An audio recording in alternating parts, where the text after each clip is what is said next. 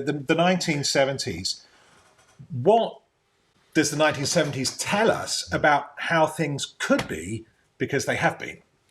The 1970s, the early 1970s, 71 and 1974, were our peaks of equality, just simply measured as the income gaps between people, had never been as low since, if you're very academic about this, some point in very early farming 10,000 years ago or something, right? It's ridiculous when you look at the historical series and realise it wasn't that we were always unequal in the past. It went up and down a little bit. But there was nothing like the 1970s for the gaps between people being so low. It wasn't recognised. So you can read articles in the New Left Review of Books.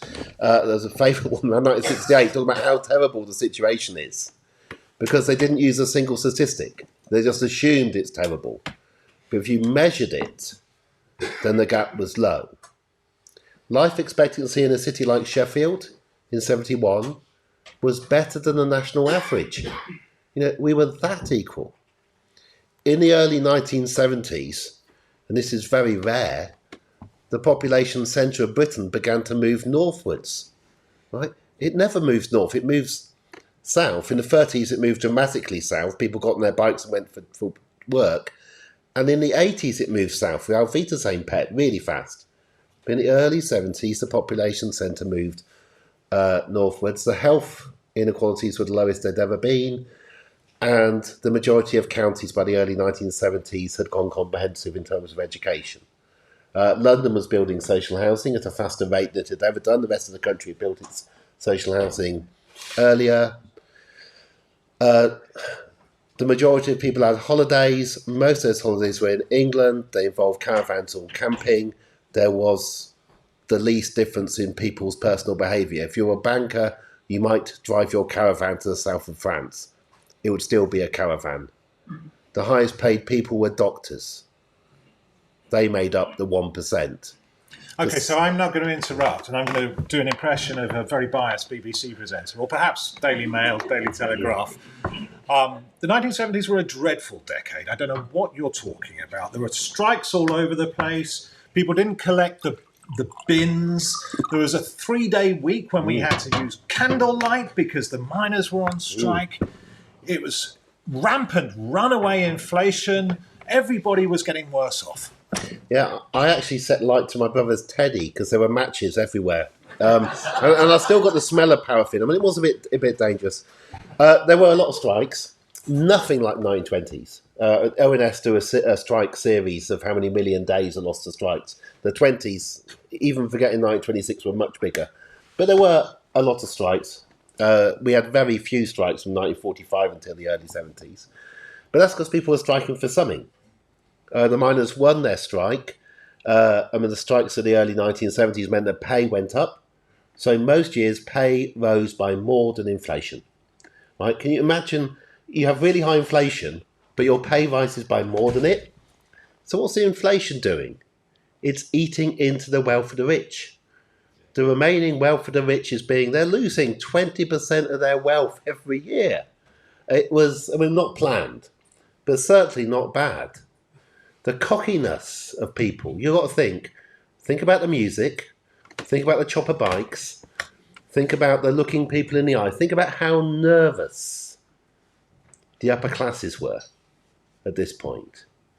They're on the edge of losing it. This country could well change, become like a normal European country. The class system could have ended. We were in 10 years of that judge saying, "Is this a book you would like your wife and servants to read?" And the jury laughing and going, yes. Right? And the 70s were a continuation of that. And partly because of that, a fight began backwards. Inflation got up to 23%. Doesn't matter if your wages go up 24%. But I'm not generally in favour, but people's wages most years went up more. So by the end of the 70s, people were better off than the beginning. Right? But we did have 1 million unemployed. Last time we had that low. There obviously were things that were bad in the 70s. The worst thing was racism.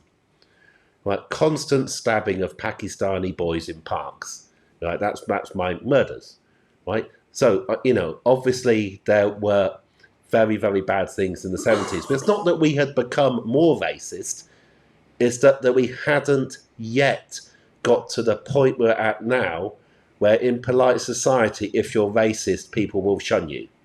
It was okay still to be racist in the 70s. It was okay to give somebody a kicking in the toilets if you thought they were gay, right? It was okay to put your hand up a woman's skirt and you get away with it in the 1970s. So there's not perfect. It was just a moment when a whole set of things had been won and more things could have been won and some things became more progressive. And not everything became worse after the 70s, right? The right to be gay was won. The battle against racism progressed in a way we would have never have believed. You joined the police in my city of Oxford in the 1970s if you wanted to beat up black people, because the pay was so low, there was no other reason you joined the police. Right? The police were racist in Oxford. Recently, an Afro-Caribbean police officer told me, "Sir, I think you should go indoors. You're a bit old," and couldn't understand why I was grinning from ear to ear. That Thames Valley police are now not always white, right? So some things were worse in the 70s.